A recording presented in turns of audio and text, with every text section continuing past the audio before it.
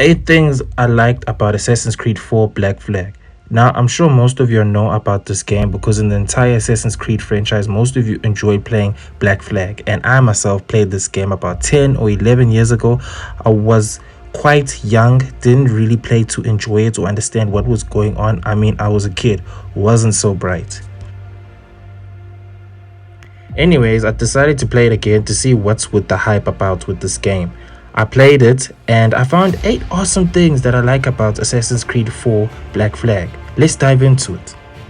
The first thing I like about this game is the ship battles we get to experience with Captain Edward Kenway and his ship, the Jackdaw. In these ship battles, we get to use mortars, which are cannon shots that go towards the sky and land on the ships like rain. Mortar shots are such cheat codes. They are so much powerful than the Norman cannon shots that come from the side of the ship. Mortar shots add so much damage to the ship that the opponent's ship is unable to withstand anymore, or else the ship will sink. In ship battles, you are able to ram another ship using your own ship, which I find really cool, so you better make sure not to forget to upgrade your ramming strength. Another thing you can do in ship battle is that you're able to board the ship you are battling with and fighting all of your opponents until they all surrender. Once they surrender, you can gain their loot, repair your ship, lower wanted level, or you can send the ship you boarded to Kenway's fleet. The second thing I like about this game is that you can battle naval forts and capture them. Battling naval forts are so much fun, but they are not easy to beat, especially when they have ships backing them up. The battles that take place inside the naval forts after you destroy the naval fort's defenses are insane, and you get to join in on the front, slaying all your enemies. You also get to do main objectives in order to fully capture the fort and get them to surrender. After doing these objectives, you have one more task, which is to reach the war room and to kill the fort's commander. Then the fort is yours. The benefits of capturing a fort is that you can do activities that are being shown on your map in the same area you captured the fort, like harpooning, retrieving treasure under the sea, which is fun since there are sharks lurking around the treasure. The third thing I like about this game is harpooning. I'm pretty sure I'm not the only one who enjoyed this. Hunting for sea animals was not something I expected would appear in this game, but I'm glad it did. You get to throw spears. At the end, there's a rope tied there all the way to the boat, so once the spear lashes on the sea animal, the boat starts to move with great force until the sea animal cuts the rope. Once you kill the sea animal, it gets boarded on your ship and you get to loot the treasury of the sea animal's skin. The fourth thing I like about this game is the stealth and the assassinations. When it comes to tailing someone, Edward Kenway is the man for the job. When you play as him, you can find the most creative and cleverest way when it comes to tailing people that have a lot of guards patrolling the area. You can tail people from the rooftops. You can use eagle vision to put a yellow tag on them so you don't ever lose sight from them, even when you are at a far distance. Edward Kenway tails a lot of dangerous people in dangerous areas, so he must be one of the stealthiest assassins there is. You are also able to blend in with the crowd in order to avoid detection. What makes tailing people better is that you are able to assassinate guards along the way without being detected, which is super cool.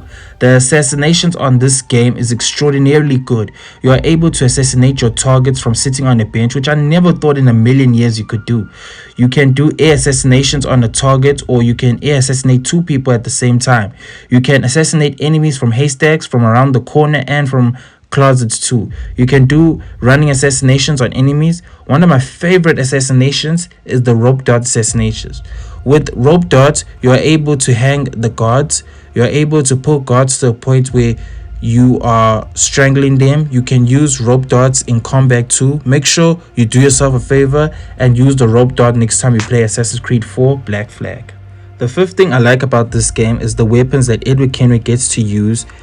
You get to use the blowpipe. The blowpipe is an efficient silent range weapon which you can use sleep or berserker darts. The sleep dart makes your enemy sleep, which allows you to move past them without them noticing you were there, or you can knock out the opponent while asleep.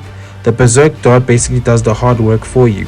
When you blow a berserk dart on a target, the target starts to turn against their comrades and starts trying to kill its fellow comrades.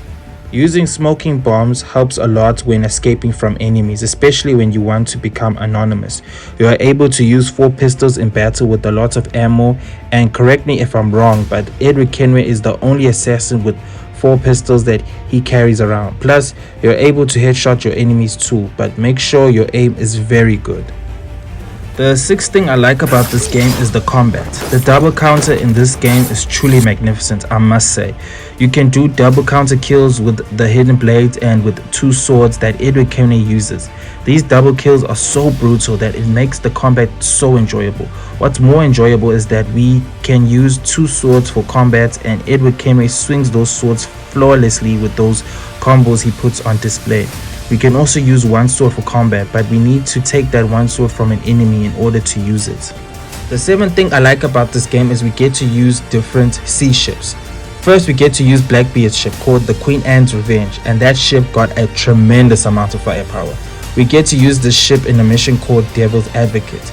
Getting to use Blackbeard's galleon was so amazing. You also get to use another ship, which is a Portuguese man of war, in a mission called Blackbeard's Gambit. Now forget what I said about Blackbeard's ship, because it does not come close to this Portuguese man of war we get to use. With this ship we can use mortar shots that can take down 1 ship in 1 go, something I've never seen before. The 8th thing I like about this game is you get to dive in the sea for treasure. You dive in the sea and go looking for treasure deep in the sea, but it's not that easy since there are sharks lurking around the wreckage of the ship. There's also an eel that will attack you without hesitation if you come near it. Well, I guess that sums it up. Comment down below what you liked about the game. Thank you for reaching to the end of this video. Like, comment, share and subscribe, because I'll be uploading more videos like this in the future.